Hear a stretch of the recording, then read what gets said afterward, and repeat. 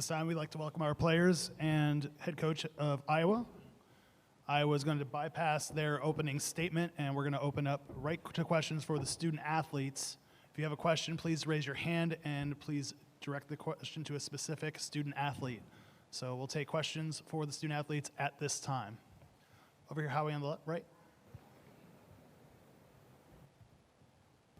Howard Magdal with Vice Sports. Jared, I'm just curious, your offense gets a lot of the attention, but in a game like this, do you feel like your defense is almost like a more significant factor in determining the game? And, how significant did that play a role in your mind in things like, playing that free safety role and, and getting steals at those critical moments? Repeat the end of the question. Sure, I'm sorry. Specifically, the playing of free safety, essentially, and getting those steals, jumping into passing lanes at those critical moments. Defense is what wins championships. I mean, it's said so often. Our coaches, I appreciate. You gotta. Defense fuels your offense a lot of times. So that's really what gets you started, and that's what wins the game for you. So if you focus primarily on offense, you forget about defense, and bad things happen for you. Over here on the right behind. Great. For Adam. Questions for the student athletes, please. Yes, for Adam. Okay. If you would just describe those last few seconds, what you were seeing, what you thought, your instincts when the ball was released, everything.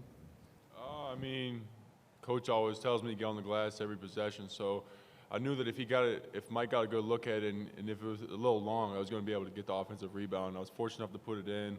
Just one of those right place, right time kind of deals, and happy we got the win. Any other questions for the Iowa student athletes? No? All right, gentlemen, you're free to go. Thank you. The Iowa locker room is open for approximately another 20 minutes. If you have questions for any other players, at this time, we'll open it up for questions for head coach Fran McCaffrey. Any questions for Coach McCaffrey? Over here, Howie. Coach Howard Magdal, just in terms of what I was discussing with Jared, his defensive role on this team, do you feel like it is as critical, more critical than even the offense that he's provided for you, which has obviously been so significant all year? It's very important. Obviously, when you have an all-league defensive player with that kind of length who can move his feet, we could put him on a variety of different people. Now, Temple's got various weapons, but we could put him on DeCozy, we could put him on Obi. There's a lot of different guys we could put him on. Or, like you said, we could just keep him out there, and he's a rebounder, he's a steal guy, he's a shot blocker. He just affects the game with his length, the defensive end of the floor, which, as he said, fuels our offense. Roger on the right. Roger Rubin from Newsday. Fran, in terms of when the lead is going away, you had a great start. When the lead is going away, given the fact that the last month hasn't been filled with a lot of success, are you concerned at all about a psychological component setting in on your guys? No, unless I feel like, we're coming apart. We just played 45 minutes and had 3 turnovers. We executed down the stretch as well as we have at any point in time in the last 3 years. We couldn't get a shot to go down. Okay, so, if we're not coming apart at either end, and what I'm seeing is a group that's fighting, that understands what we're trying to do, then I'm fine. I don't jump to any conclusions or worry. Because if I'm worrying, then they're going to worry, and I don't want them to worry. And I thought they just kept battling. I was really proud of them. You look at the end of regulation, looked like we had it. We missed 2 back ends. We missed a number of shots. And, you don't think Anthony's going to foul, but he did. And, the kid still makes 3. So you got to give them credit. They're a team that, if you watch them, which we have, obviously, in the last 3 days, they come back. That's what they do. That's what Fran Dunphy's teams do. So you got to keep coming back yourselves, and that's why I'm so proud of our guys. Any other questions for Coach? Over here on the right. How tough is it to come back in the overtime after leading almost all of regulation, and particularly down the stretch? I think the hardest thing, if you think about it, okay, we jumped them in overtime. Well, they came back again. and they took the lead again. I think that's really hard. And that's why I have so much respect for how we kept fighting. Because we didn't shoot it well in overtime. But we did enough, to win the game. And never felt like we were out of it. Never stopped battling defensively. Never stopped attacking the glass. Obviously, we tipped one in at the buzzer. And, it's a great feeling as a coach to see your team be that resilient. Over here on the right.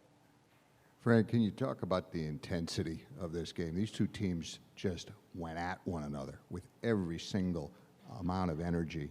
And you're a veteran coach. We saw Michigan State lose today. Just talk to us about how hard it is to win a basketball game in the NCAA tournament today. Well, I mean, I think, you nailed it. I mean, you're absolutely right. It's really difficult. Okay, you're playing somebody that you haven't played on a neutral site. You're trying to figure them out in a short period of time.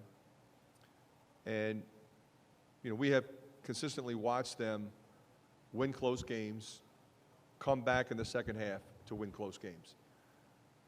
So you just want to make sure that your team is ready to do the same. I thought when we lost the 12-point lead in the first half, our defense was not what it needed to be. That was about the only stretch where I could say, you know what, we didn't battle in that period of time the way we need to. Luckily, we were still up one at halftime. So, you see it every year. There's no such thing as an upset, and I mean that sincerely. I've had lower-seeded teams that won. You've seen higher-seeded teams lose.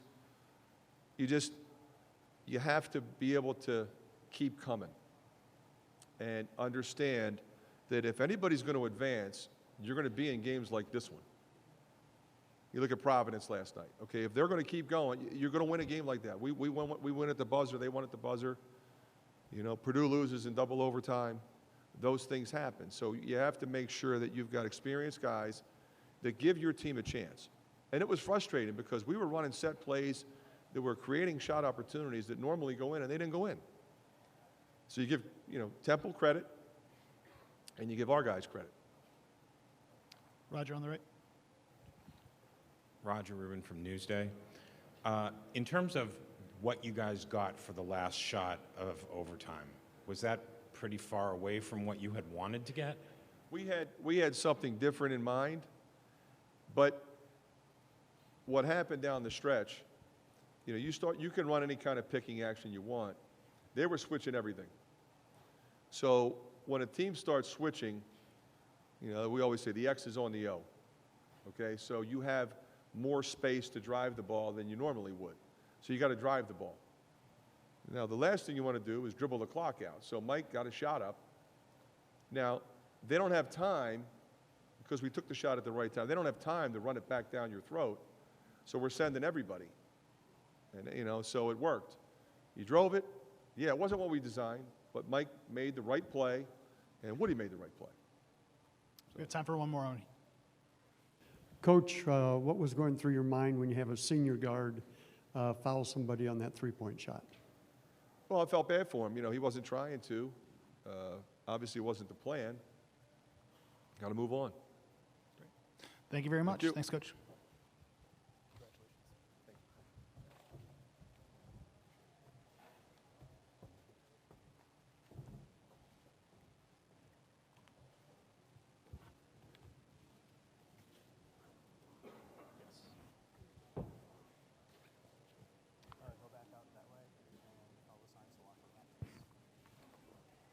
The Iowa locker room is open for another 15 to 20 minutes.